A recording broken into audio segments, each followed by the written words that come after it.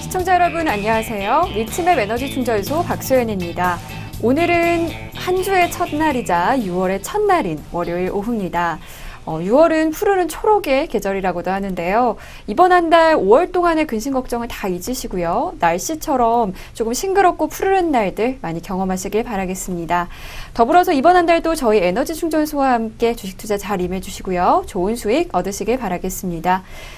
지금 제 곁에는 이성대 위원님 함께하고 계십니다. 안녕하세요. 네, 안녕하세요. 네. 제가 이제 4월 1일, 4월의 첫날에 왔었는데 벌써 6월의 첫날이라니까 네. 두 달이 얼마나 순식간에 지나갔는지 모르겠어요. 네, 시간 정말 빠르죠? 네, 위원님께서도 두 달째 저를 보고 계신데 매일 보고 있거든요. 네네. 어떠신가요? 네. 아주 잘하시는 것 같아요. 네, 아이고, 네, 아닌가요? 과찬을, 네, 감사합니다. 네. 저도 여러분과 어느새 정말 매일매일 이 자리에 함께 하다 보니까 주식에 대해서도 조금이나마 서당계도 3년이면 풍어를 읊는다는데 두 달 된 지금 조금이나마 이제 주식이란 게 이런 건가 하고서 조금 알게 되는 것 같고 여러분들께서도 저로 인해서 또 많은 정보 얻어가셨으면 좋겠습니다. 5월 이제 주식시장이 예측 불가로 좀 오락가락하면서 6월은 과연 어떤 양상으로 흘러갈지 궁금한데요. 오늘 6월의 첫날 코스피 지수는 급락하고 있는 모습이고요. 코스닥도 오전에 좀 하락세를 보이다가 현재 상승세로 접어든 모습입니다. 이 시장의 흐름 저희가 잠시 후에 종목 충전소에서 살펴보도록 할 테니까요. 끝까지 함께 해주시면서 투자 전략에 대한 궁금증도 해결하시길 바라겠습니다. 네, 그럼 지금부터 리치맵 에너지 충전소 시작하도록 하겠습니다.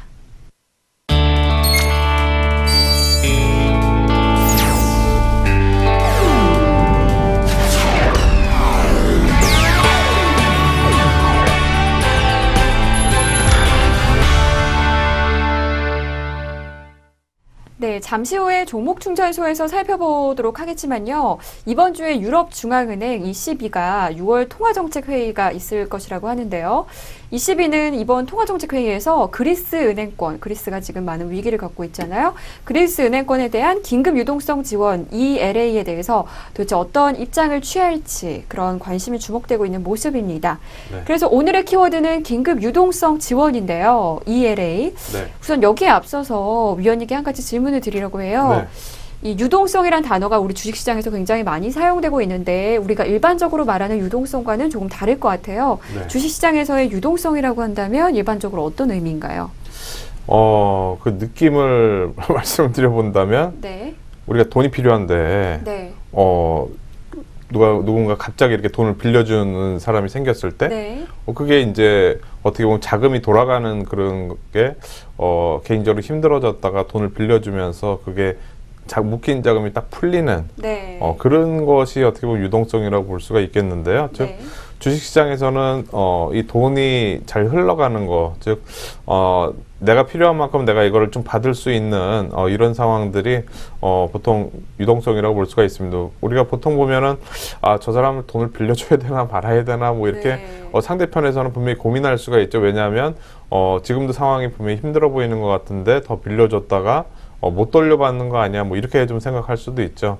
뭐 그냥 극단적인 예를 제가 한번 들어봤는데 네. 지금 현재 그리스가 뭐 그런 상황이라고 볼 수가 있겠죠. 실제로 이걸 빌려줬을 때 제대로 나중에 이걸 다 받을 수 있는 건지 이런 고민을 많이 하는 것 같아요. 그래서 우리가 유동성이라고 하면은 이렇게 긴급 이제 자금을 이렇게 좀 지원해주는 뭐 이런 걸 보통 이제 우리가 긴급 유동성 지원 뭐 이렇게 표현을 좀 하는 것 같습니다. 네, 위원님께서 핵심을 다 말씀을 해주셔서 사실 제가 네 골자를 다 말씀을 해주셨는데요. 네, ELA에 대해서 찾아봤는데 ELA에 네. 대한 용어의 정의는 없고 이제 중앙은행 유동성 지원이라는 용어가 있더라고요. 방금 네. 말씀하셨듯이 유럽 중앙은행에 이제 그리스에 지원을 해주는 것이기 때문에 같은 맥락으로 볼 수 있을 것 같습니다. ELA는 먼저 Emergency Liquidity Assistance, 긴급 유동성 지원 줄임말이고요. 중앙은행 유동성 지원 같은 경우에는 중앙은행이 이제 금융시장의 악화를 방지하기 위해서 시장에 개입을 해서 유동성을 조절하는 조치인데요. 단기 금리를 통해서 이제 유동성을 조절하기도 하고 통화량을 조절하는 방식도 있습니다. 통화량이 이제 과다한 경우에는 채권을 매각하고요. 반대로 유동성이 부족한 경우에는 채권을 매입해서 유동성을 공급합니다. 만기 물량보다 좀 적은 환매체를 재매각하는 경우도 시중 유동성을 늘리는 그런 효과가 있다고 하네요. 네, 중앙은행 유동성 지원의 핵심은요, 금융시장에 확산되는 신용 경색을 타개해서 금융 시스템에 대한 신뢰를 회복하는 것이라고 볼 수 있습니다. 중앙은행이 지금 그리스 지원 문제도 그렇고 또 이전에 이렇게 네. 유동성을 지원한 사례가 혹시 있나요? 뭐 여러 가지 많이 있었죠. 우리가 뭐 이전에 뭐 2008년 금융위기 때, 네. 그때 당시, 미국이 그렇게 될 줄은 뭐 아무도 네, 몰랐죠. 그죠? 예, 그러면서 전 세계적으로, 글로벌 공조라는 그런 말이 나왔습니다. 그러면서, 글로벌 공조, 같이 이제 이 경기 위기 상황을 이겨내자 그래가지고, 각국 정부가 유동성을 이렇게 지원하는, 즉, 돈을 많이 푸는 그런 네. 상황이 있었는데, 그러면서 어떻게 보면 미국은 그때부터 2009년도부터 돈을 풀기 시작해서, 최근까지 이제 계속 지난번에 이제 테이퍼링 완료될 때까지 해서 이제 돈을 계속 풀었던 그런 상황이고요. 이런 상황들이 이제 돈을 푼다는 게 이제 유동성을 좀 지원해주는 그런 표현이라고 좀 볼 수가 있겠죠. 네. 미국이 그런 일을 겪을 줄 몰랐다고 말씀하셨는데, 그래서 네. 아직도 제니 옐런 연준 위원장이 말했던 게 기억나는데, 아직도 우리는 2008년에 그런 상처가 네. 아물지 못했다고, 네. 우리는 늘 금융위기를 조심해야 된다면서 조금 네. 한층 좀 조심스러워진 입장인 것 같은데, 네. 네. 그리스 같은 경우 살펴보면요, 지금 문재인 그리스 같은 경우에는 지난 2월에도 ECB로부터 이런 긴급 유동성 지원을 제공을 받았었다고 합니다. 네. 담보 인정은 중단했지만 ELA는 계속 그 한도를 꾸준히 지원을 받았다고 하는데요. 네. 이 한도가 그 ECB 내에서는 굉장히 반대하는 입장도 많았다고 해요. 네. 이거 지원을 왜 해주냐며. 네. 그렇죠. 그렇게 많았는데 이 한도가 지난 2월에 600억 유로였는데 20억에서 50억 유로씩 꾸준히 증액돼서 지난 6일에는 789억 유로로도 늘었다고 합니다. 네. 네, 그래서 계속 지원을 받고 있어요. 하지만 그래서 조금 이제 이런 그리스가 저희가 추후에도 말씀드리겠지만 이걸 이번 6월 5일 날 네. 갚게 돼 있잖아요. 그래서 네. 그렇게 4차례에 걸쳐서 6월달 한 달 내에 4차례에 걸쳐서 이렇게 갚게 되어 있는데 6월 5일 날 충분히 그 할당된 양을 갚을 수 있다고 말은 했지만 네, 이제 확실하게 이제 그것이 이제 그렇죠. 네, 어떻게 될지는 조금 지켜봐야 되는 그런 입장이어서 네. 네, 과연 이제 이런 그리스 구제 금융 협상이 장기화된다면 네. 이게 이제 국내 증시에도 영향을 미칠 수 있는 상황이기 때문에 우리도 이런 ECB의 반응을 유심히 지켜봐야 될 것 같습니다. 네, 우리가 이 유동성이라고 하면 네. 이게 어떻게 보면 유동성을 이제 푼다 아니면은 이제 흡수한다 뭐 이렇게 네. 얘기들 많이 하는데요. 유동성을 푼다고 그랬을 때 증시는 항상 강하게 올라가는 그런 경우가 많았습니다. 즉, 증시가 이렇게 강하게 올라가게 되면은, 유동성이 풀리게 되면 돈이 많다 보니까, 실제로 그 없던 돈들도 좀 생겨나고, 그러면서, 전체적으로 증시에 긍정적인 그런 영향을 미치는 경우가 상당히 많았고요. 그 다음에 유동성을 좀 빨아들이는 그런 흡수하는 그런 상황들, 미국에서 이제 양적 완화를 통해서 돈을 워낙 많이 풀다 보니까, 이게 이제 어느 정도 마무리가 되고, 이제는 금리 인상을 하면서 돈을 좀 흡수하는 그런 상황이 되려고 하는 게 지금 시장 전체적으로는 가장 우려하는 그런 상황인 거죠. 그래서 이런 유동성이 시장에 지금 풀리고 있는 상태인지 아니면 흡수되고 있는 상태인지 이걸 흡수할 때는 경기가 이걸 흡수하더라도 유동성을 흡수하더라도 충분히 경기가 어느 정도 회복되는 조짐이 나와줘야지 크게 영향이 없이 시장이 이제 움직인다고 볼 수가 있기 때문에 이번에 미국이 금리 인상 시기를 정하고 그 다음에 미국 경기가 계속 좀 좋은 그런 흐름을 보인다면 전체적인 시장에는 그렇게 크게 영향은 없다고 이렇게 봐야 될 것 같고요. 대신에 경기가 약간 좀 위태위태한 상황에서 유동성까지 흡수해버리는 그런 상황이 되면서 금리 인상을 시작을 해버리게 되면 시장이 크게 영향을 들 수도 있으니까 즉 유동성이 어떻게 되느냐에 그거에 따라서 방향이 결정이 될 수 있으니까요. 이런 유동성들 뭐 잘 보시면서 미국뿐만이 아니라 유럽도 잘 보시면서 이제 시장 흐름을 한번 보시는 게 좋을 것 같습니다. 네, 감사합니다. 오늘 배웠던 긴급 유동성 지원 ELA였고요. 오늘의 핫클릭 키워드는 여기까지고 저희는 잠시 후에 종목 충전소에서 찾아뵙도록 하겠습니다.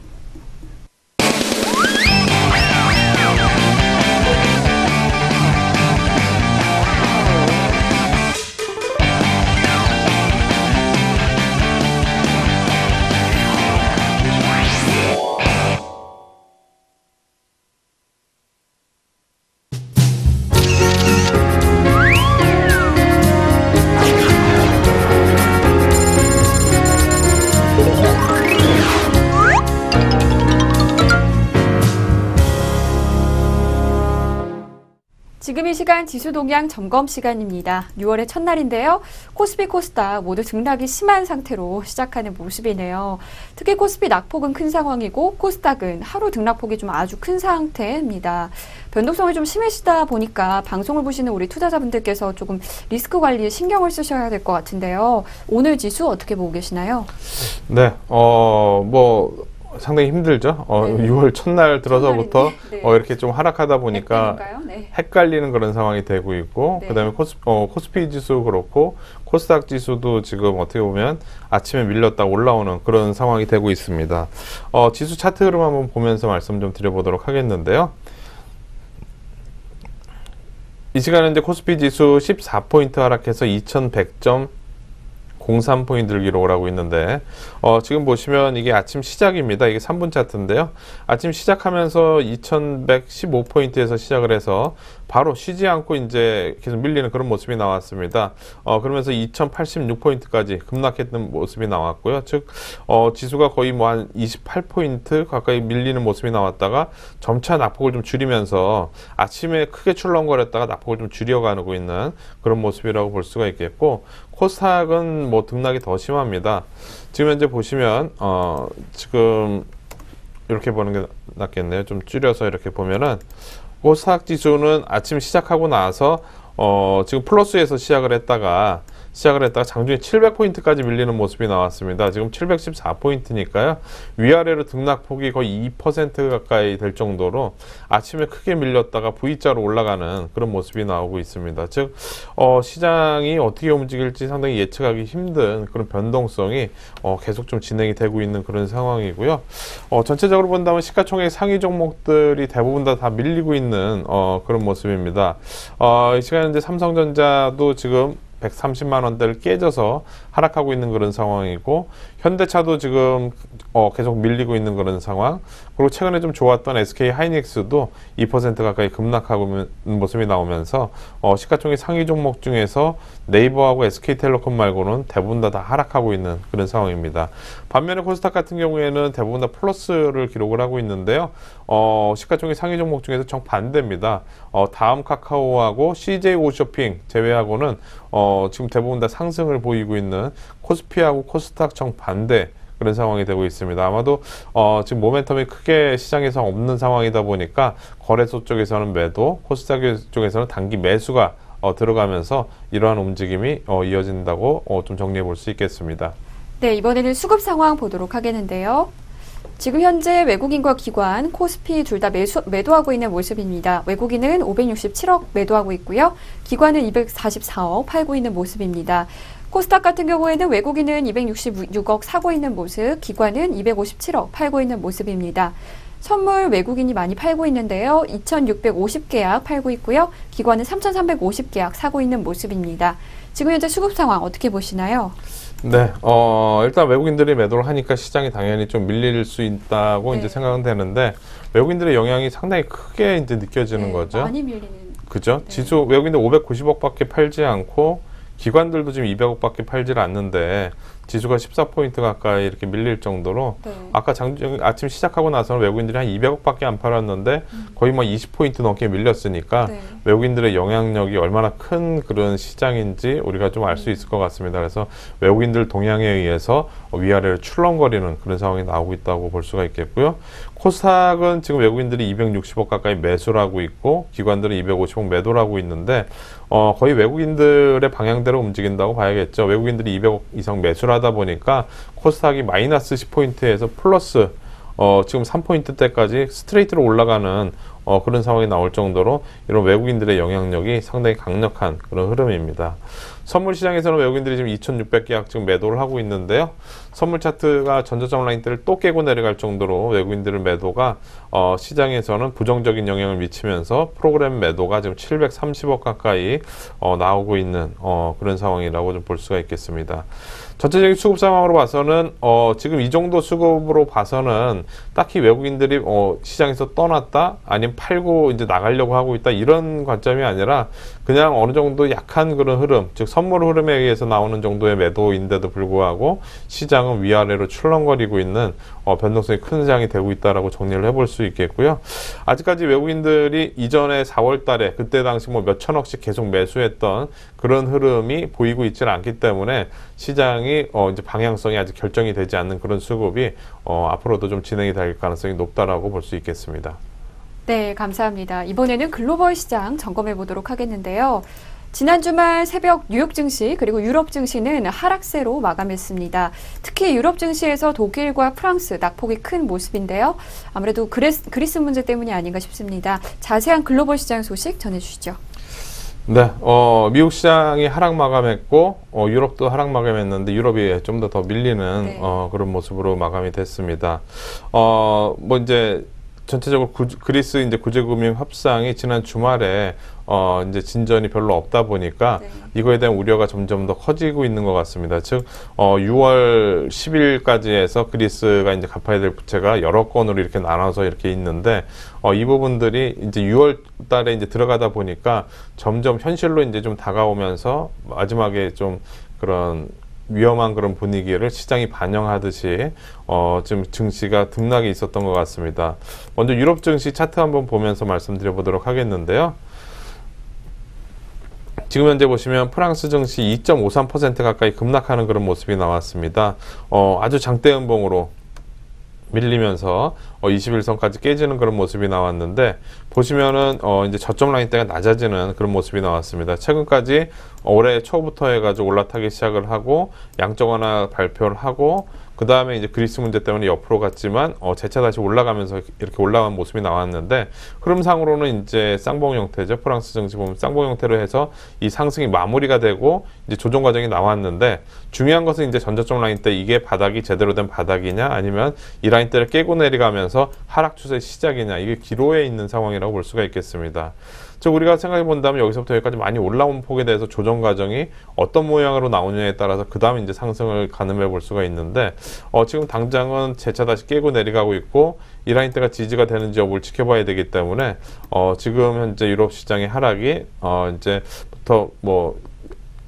이제부터 이제 마무리가 됐다 뭐 이렇게 얘기할 수 없고 오히려 시작이다 이것도 얘기할 수 없고 확인 과정이 좀 필요한 그런 상황일 것 같습니다. 전저점 라인 때 깨지지 않는 여부가 유럽 시장 뭐 프랑스 마찬가지로 독일도 2% 넘게 빠지는 모습이 나왔는데요.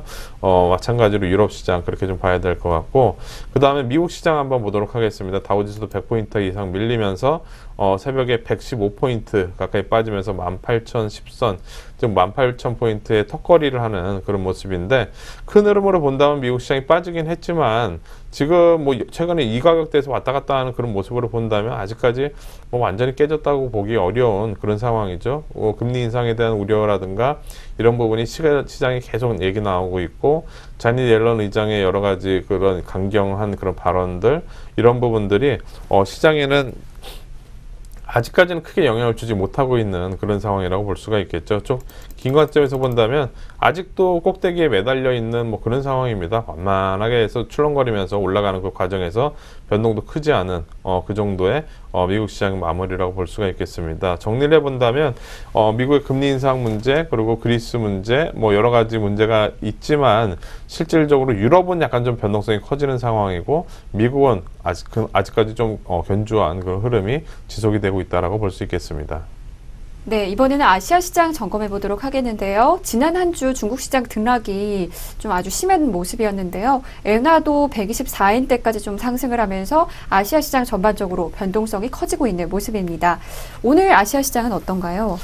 네, 중국이 정말 예측하기 힘든 상황이 되고 있습니다. 오늘은 또 2% 넘게 상승하고 있는 그런 모습입니다. 지난주 금요일 날 장중에 3% 넘게 급락했던 그런 모습이 있었는데 낙폭을 줄였고 오늘은 재차 다시 올라가면서 우리가 소위 말해서 널뛰기 장세라고 그러거든요. 네. 어디로 튈지 모르는 뭐 이제 퐁퐁 튀는 그런 장세가 지금 현재 중국 증시에서 이루어지고 있는 것 같습니다. 흐름 한번 보도록 하겠는데요.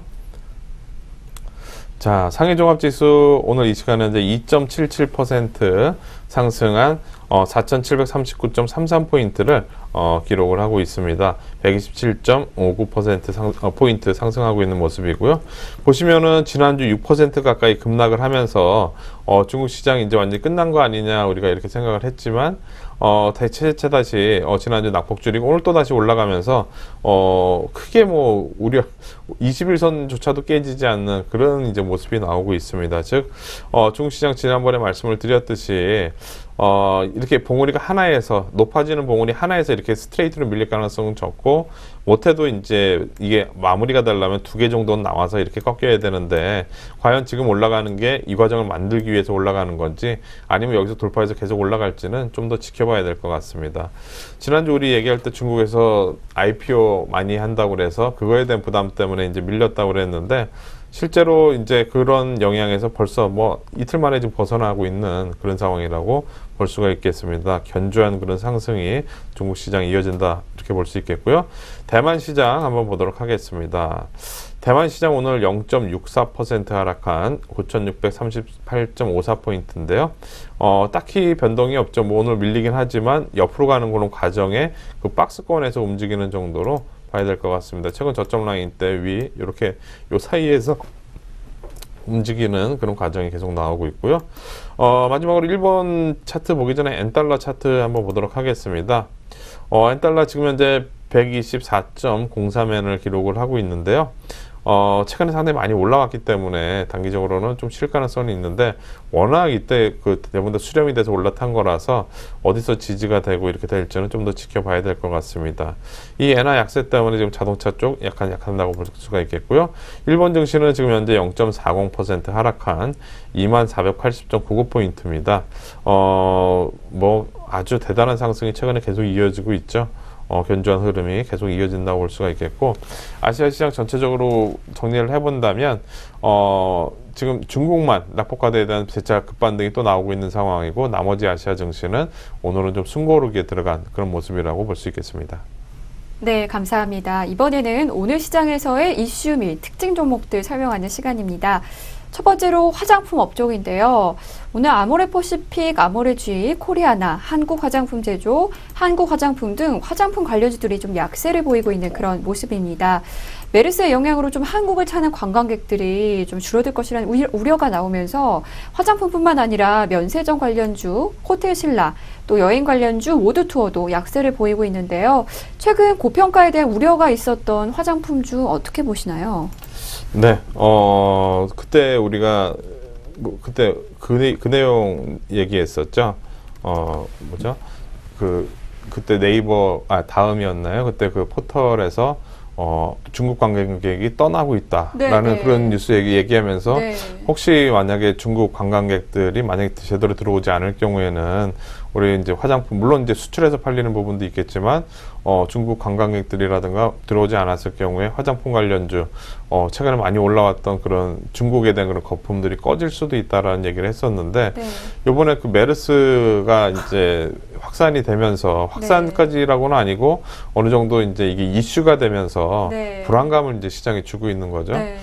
그러다 보니까 혹시 중국 관광객들 이제 당분간 또 안 들어오는 거 아니야 이렇게 우려가 될 수도 있고. 네, 중국 혐한이 지금 점점 퍼지고 있대요. 그죠? 네. 네, 이게 뭐 상당히 그런 거에 민감할 수밖에 없는 그런 업종이라고 볼 수가 있겠는데 중요한 것은 뭐냐면 중국 관광객들에 대한 그런 기대감 때문에 물론 이제 그 관광객들 때문에 실적이 좋아지기도 했지만 그거에 대한 기대감도 많이 반영되면서 주가는 엄청 올랐었거든요. 네.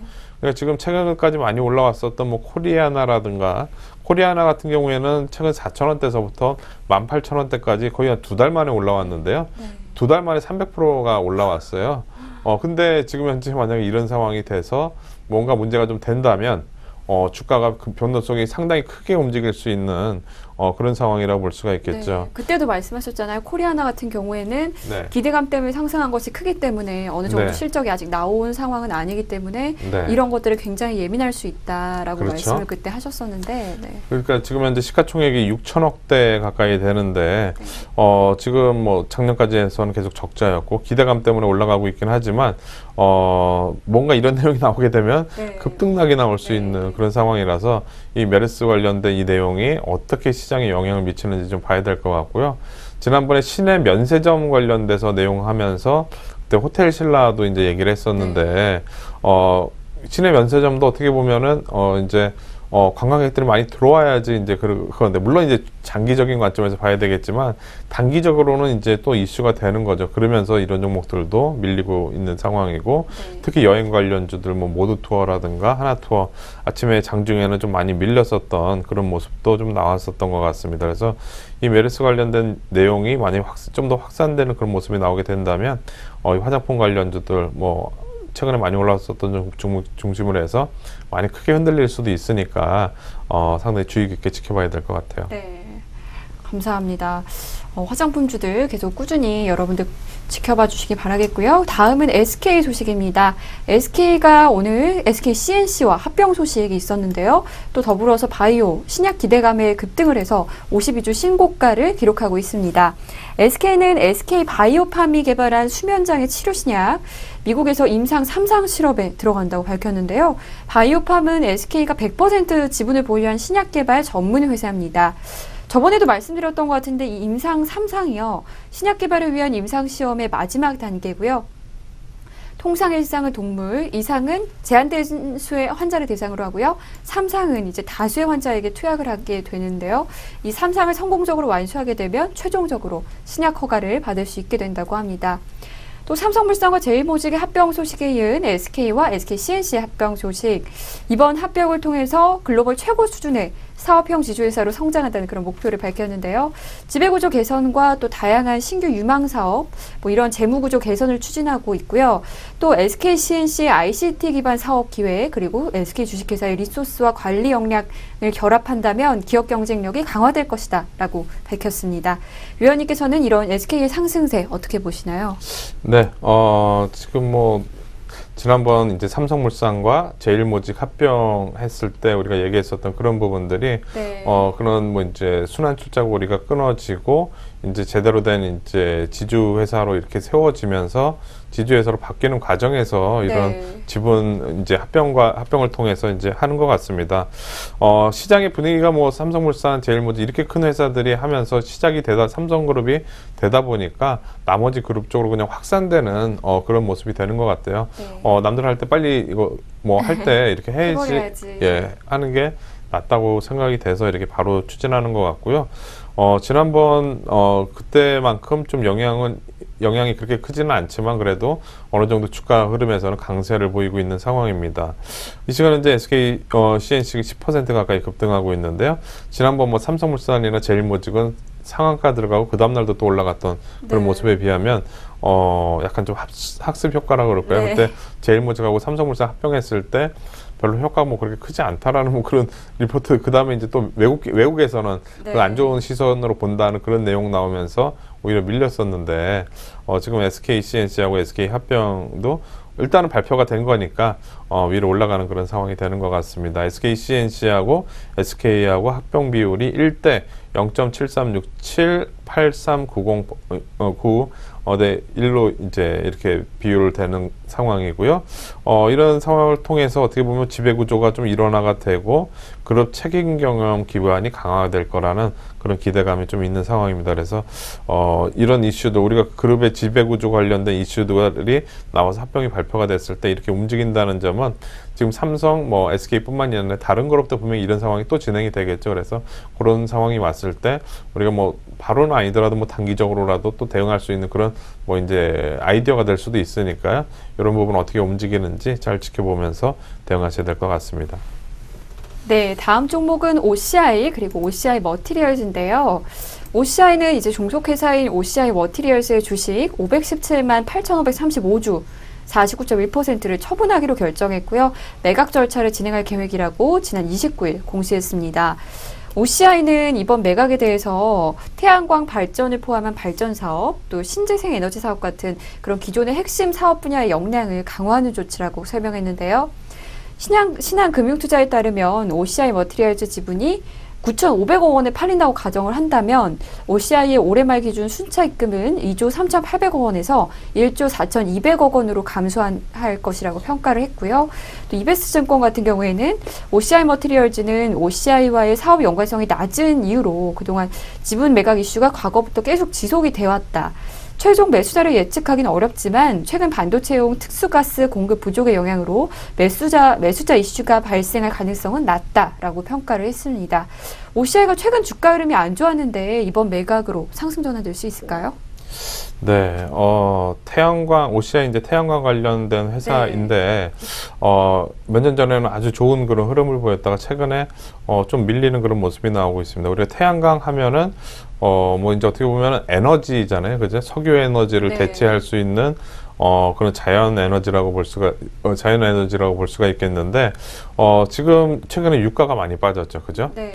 유가가 많이 빠지다 보니까, 굳이 뭐 발전단가가 높은 태양광이라든가 이런 게 아직은 주목을 받지 못하고 있는 그런 상황입니다. 유가가 만약에 비싸면 이걸 대체해서 뭐 태양광이라든가 이런 쪽으로 투자가 활발하게 이루어지면서 OCI 실적도 좀 앞으로 좋아질 수 있다고 이렇게 볼 수가 있는데, 당장은 유가가 계속 좀, 뭐 지금 이제 60불대까지 이제 올라오긴 했지만, 이 정도를 유지를 하다 보니까, 최근에 OCI의 주가가 좋지는 않았던 것은, 이제 그런, 이제 업황이 좀 좋지 않다 보니까 그렇게 됐고, 그래서 뭐 이제 돈을 잘 벌고 있는 OCI 머티리얼즈를 팔아서 차입금을 아예 갚고, 그 다음에 길게 보겠다라는 OCI 쪽에 이제 그런 이제 정책이라고 일단 볼 수가 있을 네. 것 같고요.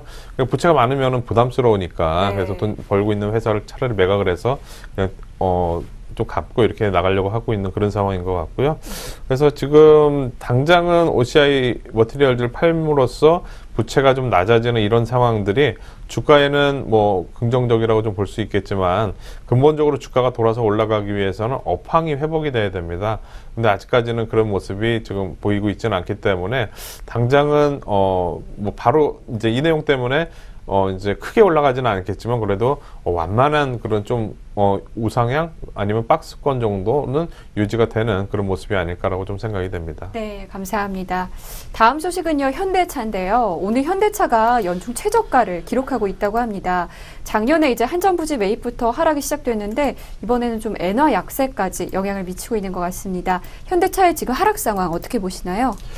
네, 지금 지수가 2099포인트입니다. 올해 초에 1890포인트대에서부터 해서 2189포인트인가요? 그러면서 거의 저점 대비해서 300포인트까지 올라왔다가 네. 지금 고점 대비해서 한 100포인트 정도 지금 빠져 있는 그런 상황인데, 그래도 연초에 1800포인트대에 비하면 지금 지수는 상당히 많이 올라온 거죠. 근데 우리나라 시가총액 2위 종목인데 2위 종목이 지금 연중 최저치를 기록을 한다는 것은 상당히 좀 의미가 있는 그런 상황인 것 같습니다. 즉 이전에도 그랬었는데 우리가 아까 엔화가 이제 약세가 되면서 올라가는 그 차트를 보여드렸는데 그 엔화가 약세가 진행이 될 때 과거 뭐 100엔대에서부터 120엔대까지 올라갈 때 또 지금 120엔대에서부터 또 올라가는 이런 모습이 나왔을 때마다 자동차 업종들이 가장 영향을 좀 미쳤던 것 같습니다. 즉 경쟁력 측면에서 일본 자동차 업체들의 좀 이제 아주 규모 있고 좋은 자동차 업체들이 워낙 많다 보니까 상대적으로 가격적인 측면에서 밀릴 거라는 그런 우려감이 실제로 주가에 반영되면서 계속 밀리고 있는 것 같습니다. 차트로만 한번 보도록 하겠는데요. 현대차 이 시간 현재 4,000원 하락하면서 15만 3,500원. 이 현대차를 갖고 고민하시는 분들 되게 많이 있을 것 같아요. 근데, 지난번에까지만 하더라도 지금 흐름 보시면, 작년에 14만 9천원 라인대를 기록을 했었고요. 11월 달에. 그 다음에 15만원대 살짝 16만원대 살짝 깨졌다 올라왔고 16만원대가 지지가 되면서 저점이 이렇게 계속 높아지는 상황이 몇 개월째 이렇게 나왔어요. 그래서 여기서 이제 상승 추세로 전환이 됐어야 되는데 지금 보시면은 고점은 이제 19만원대 돌파를 못하고 고점도 낮아지는 그런 모습이 계속 나왔죠. 즉 저점이 높아지면서 고점이 낮아지다 보니까 이평선들이 수렴이 될 수밖에 없는 거고, 그러면서 이번에 엔화 약세가 진행이 되면서 강하게 아래쪽으로 작용하면서 이전 저점도 깨고 내려가는, 즉 올해 초에 저점도 깨고 내려가는 아주 강력한 그런 하락이 나오고 있습니다. 지금 큰 흐름상으로 봐서는 이 14만 9천 원 라인대 지지되는 여지 여부가 되게 중요한 포인트인데요. 단기적으로 하락으로 접어들었지만 작년 14만 9천 원대가 깨지지 않는다면 큰 관점에서 다시 한번 바닥을 만들 수 있는, 요번 밀릴 때가 매수 기회가 될 수 있는 그런 상황입니다. 대신에 이 라인대가 깨지게 된다면 반등 시 또 매도 관점이죠. 왜냐하면 올라오면 또 다시 밀릴 거니까 지금 이 라인대 14만 9천 원 라인대 깨지는지 여부가 아주 중요한 포인트가 될 것 같고요. 그래서 현대차가 15만 원대, 우리가 다른 뭐 최근에 바이오 관련주라든가 이런 종목들 너무 많이 올라가는 그런 모습을 보니까 이게 상대적으로 현대차가 너무 이제 소외된다는 그런 느낌도 있고 너무 싸다는 그런 느낌도 실제로 많이 듭니다. 그래서 이 부분 어디서 저점이 되는지 보고 당장은 아직까지는 저점이 어디서 형성될지는 좀 더 지켜봐야 되는 그런 상황이라고 볼 수가 있겠습니다. 네, 감사합니다. 그렇다면 마지막으로 우리 에너지 충전소 시청자분들께서 어떤 전략 세우시면 좋을까요?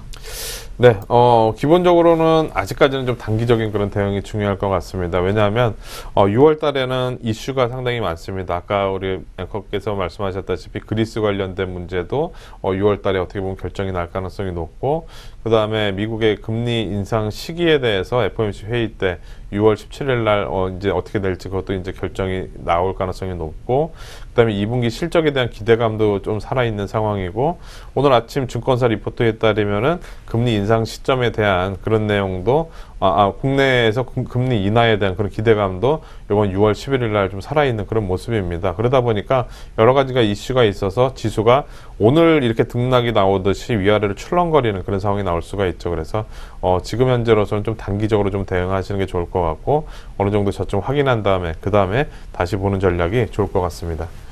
네, 이런 대응들, 이런 흐름들 잘 참고하셔서 꼭 성공 투자하실 수 있길 바라겠습니다. 저희는 잠시 후에 시청자들의 종목 상담으로 찾아뵙도록 하겠습니다.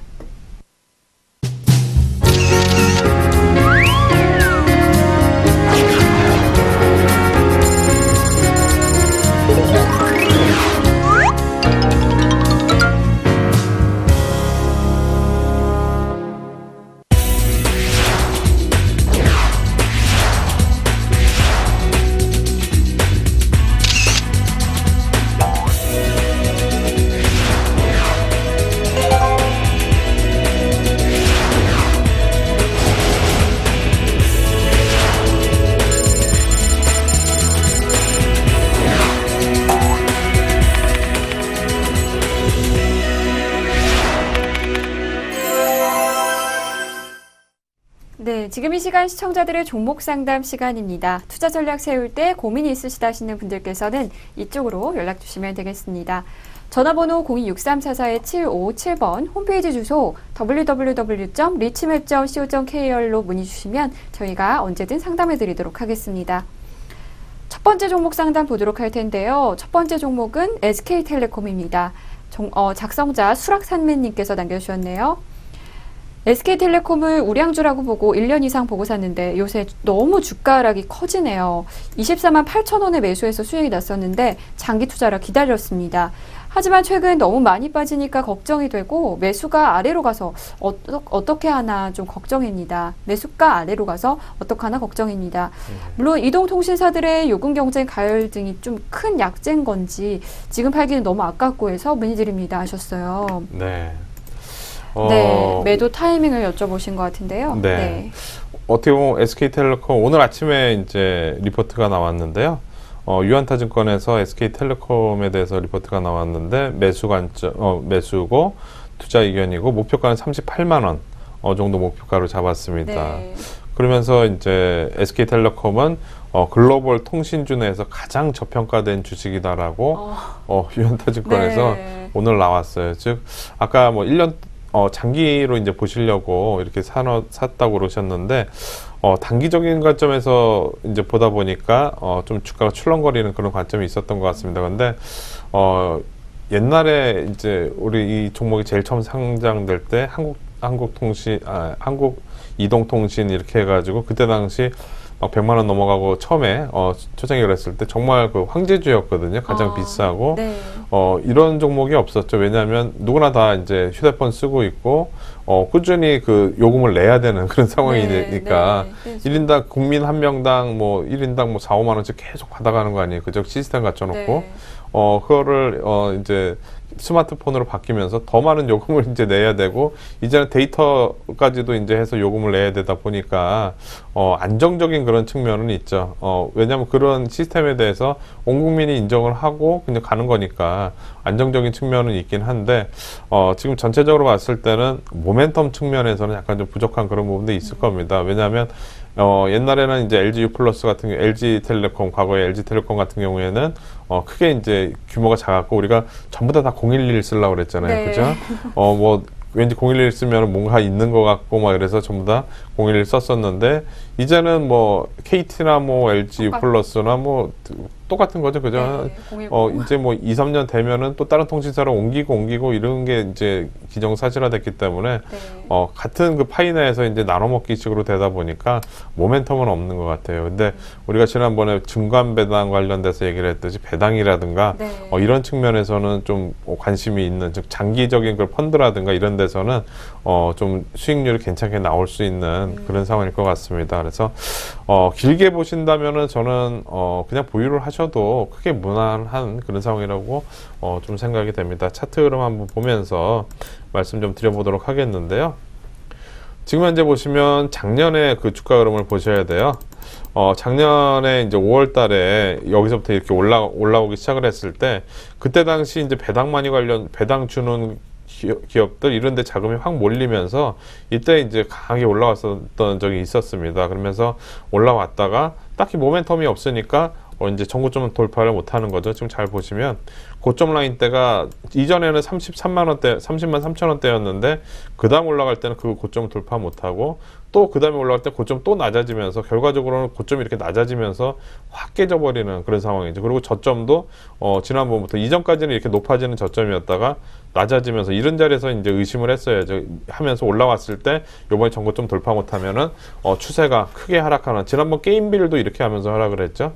그래서 삼성전자도 지난번에 이렇게 하면서 150만 원대 다시 돌파를 못하니까 지금 130만 원대도 깨진 상황이에요. 그래서 이렇게 올라왔을 때 이제 좀 판단했었어야 되지 않을까 생각이 되는데 근데 이분 같은 경우에는 그냥 회사 내용을 보고 이제 길게 투자를 하시려고 하는 거니까 지금 단기적으로 하락 추세가 계속 지속이 되는 건 맞지만 뭐 계속 하락하지는 않을 것 같습니다. 즉 어느 정도 이제 안정적인 그런 주식이기 때문에 큰 변동이라기보다는 박스권 어느 정도 만들어지면 재차 다시 올라올 수 있다고 보기 때문에 지금은 좀 기다려 보시는 그런 전략이 낫지 않을까 생각이 됩니다. 네, 지금은 기다려보시는 전략 추천해 주셨네요. 다음 종목 보도록 하겠습니다. 다음 종목은 미래에셋증권입니다. 작성자 정상의 누님께서 남겨주셨네요. 증권주가 1분기 실적도 좋고 고령화 시대 펀드 수혜주라고 해서 지켜보고 있다가 최근에 조정을 주어서 57,000원에 20%에 매수했습니다. 사고 나서 상승하길래 좋아했는데 좀 웬건 이번 최근 모양새가 좀 많이 이상하게 되는 것 같네요. 이제 산 시세인데 좀 갈림길에 있습니다. 이제 산 시세인데 갈림길에 있습니다. 더 사야 하는지 아니면 팔고 다시 기다려야 하는지 문의드립니다. 수고하세요 하셨어요. 어떻게 보시나요? 네, 사고 이익이 났다가 본전 오게 되면은 일단 이거 모든 사람들이 꼭 정답은 없는 건데 일단 파는 게 낫습니다. 왜냐하면 이익이 났다가 본전 와서 안 팔았는데 그보다 더 밀려버리게 되면 그 다음에 손절매를 하기가 어려워요.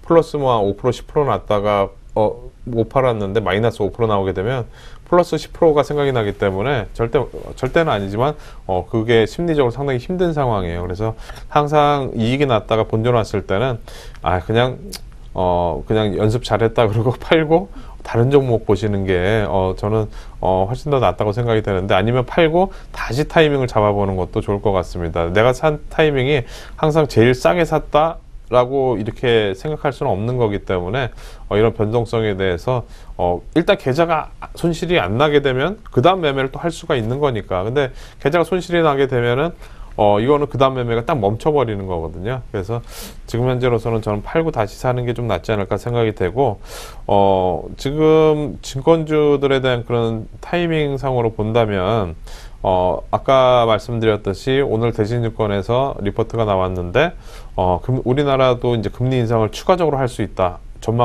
가능하다라는 그런 의견을 내놨습니다. 최근에 중국도 금리 인하를 계속 하면서 하고 있는 상황이고, 우리나라도 이제 그런 흐름에 맞춰서 금리 인하를 해야 된다는 그런 주장이고요. 그러다 보니까 이번 6월 11일 날 금통위가 열리는데 앞으로 열흘 남았는데요. 그때 당시 이제 금리 인하를 하게 되면은 지난번 3월 달에 증권주들이 금리 인하하고 나서 그때부터 급등하는 모습이 나왔거든요. 그래서 만약에 이번에 6월 10일 날 또 한번 그런 상황이 나오게 된다면 모멘텀을 받아서 또 한번 올라갈 수 있는 그런 상황이 될 수가 있습니다. 그래서 증권주들은 저는 지금은 정리를 하고 다시 한번 이제 사는 타이밍이 좋을 것 같은데요. 차트로 한번 보도록 하겠습니다. 지금 현재 보시면 다른 증권주들보다는 많이 괜찮은 편이에요. 무슨 얘기냐면, 다른 증권주들은 지금 최근에 올라왔다가 밀리면서 첫 번째 바닥 나오고 나서 그 다음에 이렇게 이 정도의 밀린 종목들이 대부분입니다. 지금 NH증권이라든가 투자증권이라든가 다른 종목들은 이 밑에 있는데, 지금 미래에셋증권은 그래도 그나마 실적도 괜찮고 해서 위에 저점 위에 있고 고점 낮아지는 삼각수렴 패턴이 지금 이제 힘이 모여가고 있는 그런 상황이고요. 대신에 이제 여기서 올라가려면 모멘텀이 필요할 것 같은데, 아직까지는 아까 말씀드렸던 그런 금리 인하에 대한 그런 내용들이 혹시 된다면 모멘텀이 되거나 아니면 지수가 돌아서 타이밍이 나오게 되면 다시 한번 올라갈 수 있는 상황이 될 것 같습니다. 그래서 이렇게 하시는 게 좋을 것 같아요. 저는 매수가 이상에서는 좀 기다려 보고요. 매수가 이상에서는 좀 기다려 보고, 매수가가 깨질 것 같다 그러면 정리하고 나중에 6월 11일 이후에 그때 이제 시점에 내용 나오는 거 봐서 다시 대응하셔도 큰 무리는 없어 보인다고 생각이 됩니다. 네, 감사합니다. 이번에는 다음 종목 보도록 하겠는데요. 다음 종목은 이건창호고요. 작성자 선비님께서 남겨주셨네요. 에너지 충전소 잘 보고 있습니다. 개별 종목 이건창호가 급등 후에 조정받아서 타이밍 보다가 4,600원에 비중 10%에 매수했습니다. 그런데 60일선이 깨져서 매도하려고 했는데 다시 반등하고 있네요. 저는 차트로 매매를 하는 편인데요. 60일선 이탈하면 일단 매도하라고 해서 문의드립니다. 부탁드립니다 하셨어요.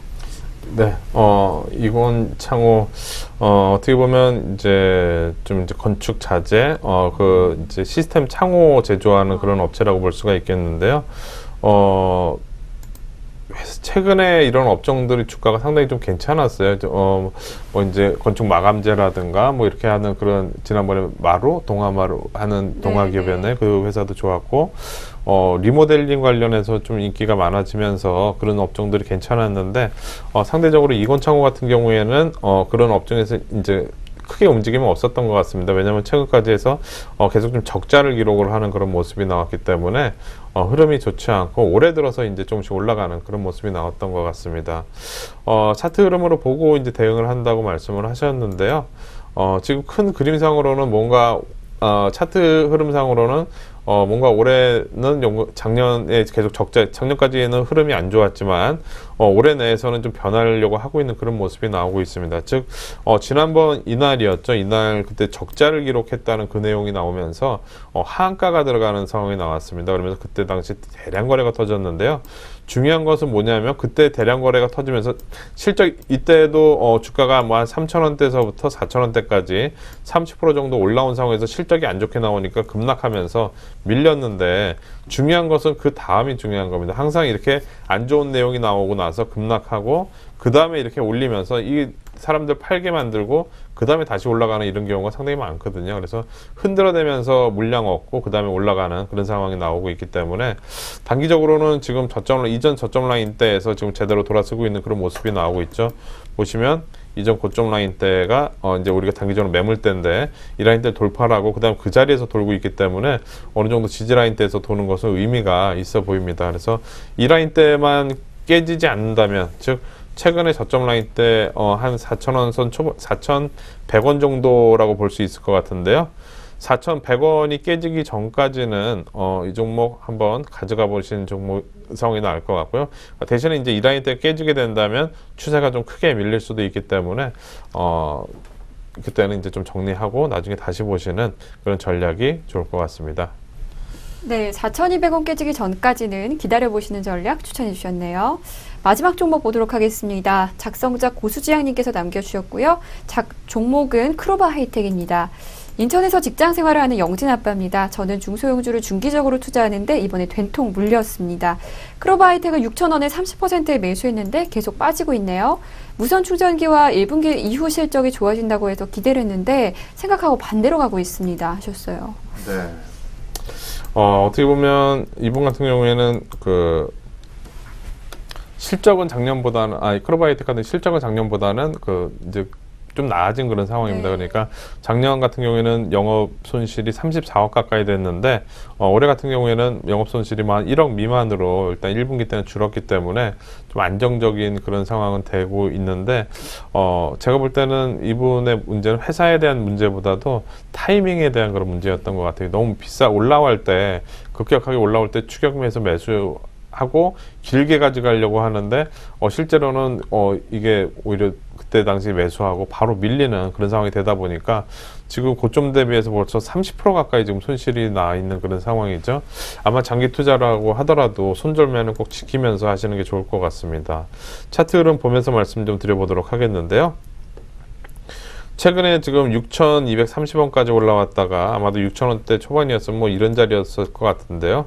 이 자리에서 물리고 지금 이 자리까지 밀린 거니까 어떻게 될지는 상당히 좀 애매한 그런 상황입니다. 대신에 이제 최근에 이제 이렇게 올라갈 정도로 실적이 나빠지는 않았고 장기평선 라인대가 지지가 되고 있기 때문에 뭐 2분기 실적을 나오는 거에 따라서 턴어라운드가 되면은 재차 정배열 상승 추세가 들어가는 거고요.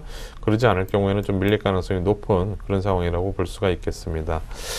이 종목은 그냥 지금 당장 여기서 분명히 지금까지 손절 안 했는데 지금 손절하시지는 않겠죠. 좀 더 기다려보고 추세가 어떻게 움직이는지 본 다음에 다시 한번 상담으로 한번 올려주시면 좋을 것 같아요. 네, 추세를 좀 지켜본 다음에 다시 상담 부탁드리겠습니다. 마지막으로 저희 상담 많이 해주고 계신데요. 주소 다시 한번 알려드리겠습니다. 전화번호 02-6344-7557번, 홈페이지 주소 www.richmail.co.kr로 들어오셔서 많이 참여해주시고 투자 전략에 대한 궁금증도 해결하시길 바라겠습니다. 네, 저희가 준비한 소식은 여기까지고요. 저희는 내일 이 시간에 다시 찾아뵙도록 하겠습니다. 시청해주신 여러분 고맙습니다.